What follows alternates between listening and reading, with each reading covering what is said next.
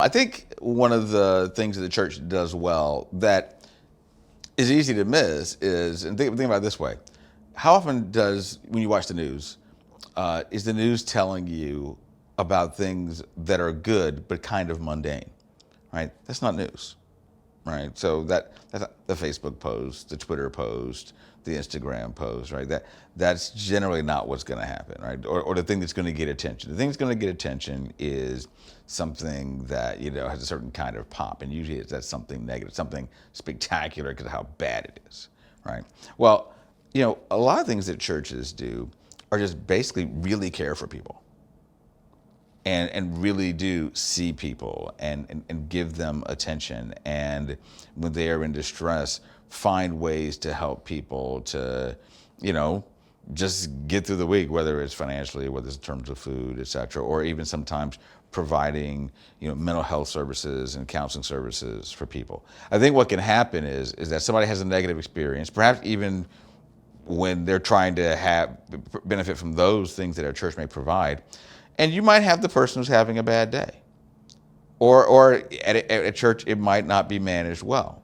And a person thinks, it's like what someone once told me about, what a homeless person said at a shelter. They said, we get treated like cattle, right? And if that's what they feel like, then there's a good thing. You want to provide shelter for people. You want to, for them, especially when it's cold, to not be on the streets freezing. But somebody who's involved with it might be really committed to efficiency. And in their way of being committed to efficiency winds up being depersonalizing. And in that being depersonalizing, what do they wind up doing? Well, there's a good thing that they're providing, but their way of providing it treats human beings like they're, cogs in a machine or cogs on an assembly line, rather than being like actual flesh and blood human beings or people that are divine image bearers.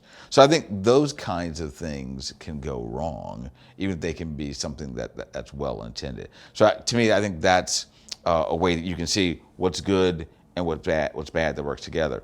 I think what often gets unnoticed when people are complaining about Christianity or the church is what Nicholas Kristof has talked about many times in the New York Times. Kristof's not a Christian, but one of the things he points out is when he goes around the world, who are the people that are putting their money and their lives and their time on the line, being in the face of the greatest distresses of the world? Generally, it's conservative Catholics and evangelicals. Those are the people who are doing that, right? It's not somebody here comes a stereotype alert, okay? It's not somebody who's, progressive and committed to justice, who's talking about justice in a Starbucks, in some Tony suburb. So, no, I'm not saying that there aren't any progressive people who don't address these things. I'm just saying, I think most of the people who are out there are these people who are actually committed to conservative forms of Christianity. Well, most of what they're doing, and when they're doing it, and over the long time period that they're doing it, if you're not on their mailing list or whatever, you don't know that's happening, right?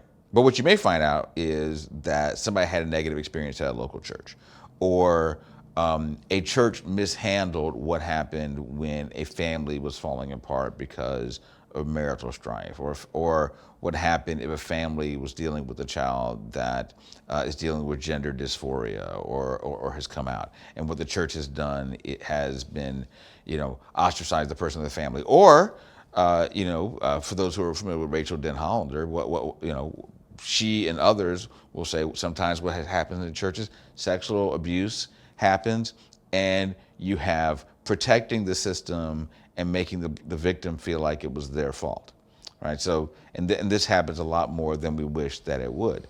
So those types of things happening certainly create problems, I think, for the church.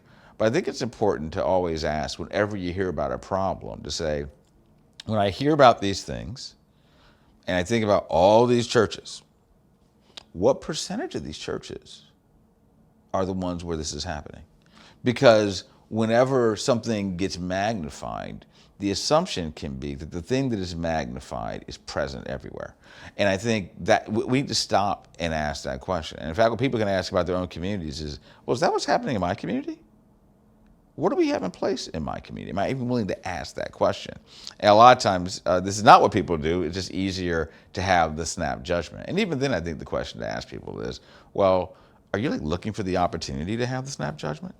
Is that the thing that you're looking for? Because you've got some kind of gripe, or basically you're looking for the green light to basically do what you want and for you to not be criticized because of how imperfect that institution is. Sometimes I think that can be a motive that people have. Again, everybody's different. I don't know most of the people in the world, so I'm not making any accusations about particular persons.